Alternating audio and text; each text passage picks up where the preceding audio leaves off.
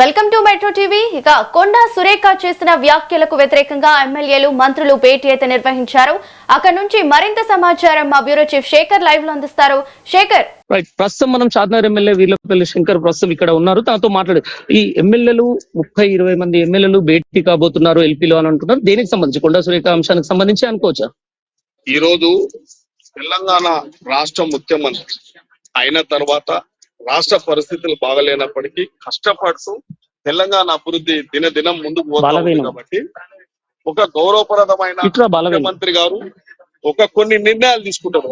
అభివృద్ధి కార్యక్రమంలో అనుకోండి, తెలంగాణ అభివృద్ధి గురించి అనుకోండి, పార్టీ బలోపేతానికి ఎక్కడైనా ఏ నిర్ణయం తీసుకుంటారు కాబట్టి ఆయన నిర్ణయాన్ని నువ్వు ఒక క్యాబినెట్ లో ఉన్న మంత్రి బిడ్డ విమర్శించడం తీవ్రంగా ఖండిస్తున్నాను. కాబట్టి ఇంతకు ముందు కూడా కొన్ని అనుచిత వ్యాఖ్యలు చేసి, అసందర్భమైన వ్యాఖ్యలు చేసి రాష్ట్ర ముఖ్యమంత్రి కించపరిచే విధంగా, రాష్ట్ర ముఖ్యమంత్రి కుటుంబాన్ని కూడా కించపరిచే విధంగా మాట్లాడారు. కాబట్టి రాష్ట్ర ముఖ్యమంత్రి ఏదో చూసి చూడనట్టు క్షమించే గుణం ఉంది కాబట్టి క్షమించుకుంటా పోతా ఉంటే, మొన్న జరిగిన ములుగు పరకాల పర్యటనలో వివిధ రూపాలలో వారి మంత్రి గారు బిడ్డ అట్లా మాట్లాడడం మేము అందరం కూడా ప్రజలు కూడా విమర్శిస్తున్నారు, తెలంగాణ ప్రజలు ఖండిస్తూ ఉన్నారు.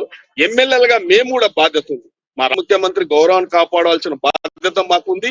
అదేవిధంగా పార్టీ అప్రతిష్ట పాలు చేస్తే మా పార్టీ ప్రతిష్టత కాపాడాల్సిన సంబంధం లేదని అంటుంది కదా కొండా సురేఖ. నాకు సంబంధం లేదు, ఆమె వ్యక్తిగతం, దానికి బంధుత్వాలకు కలపడం ఏంటి అని అంటున్నది. అంటే పిల్లి అనుకుంటదంట, కన్ను మూసుకొని పాలు తాగుతుంటే నన్ను ఎవరు చూస్తలేరు. ఆ మాట మాట్లాడితే ఒక క్యాబినెట్ హోదాలో ఉండి నీ బిడ్డని కాదంటే ప్రజలు నేను క్షమించారు. కాబట్టి మేము తీవ్రంగా ఖండిస్తున్నాం.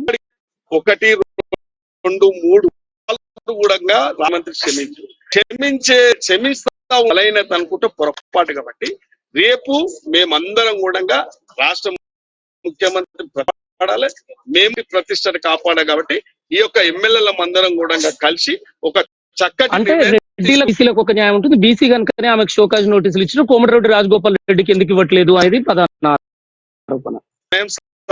అందరి మీద చర్యలు ఉన్నారు.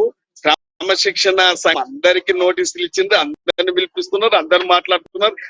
కానీ బాధ్యత కలిగిన మంత్రివి రాజగోపాల్ రెడ్డి అది దిగిన పతంగి ఎక్కడికైనా పోతుంది. నువ్వు బాధ్యత కలిగినట్లు ఉన్నావు, నువ్వు బాధ్యతరంగా ప్రవర్తించు, నువ్వు నిర్ణయాలు, నువ్వు రాష్ట్ర ముఖ్యమంత్రి గౌరవాన్ని కాపాడు, నువ్వు మంత్రివి. అదే విధంగా పార్టీ యొక్క పటిష్ట ఇది పరిస్థితి.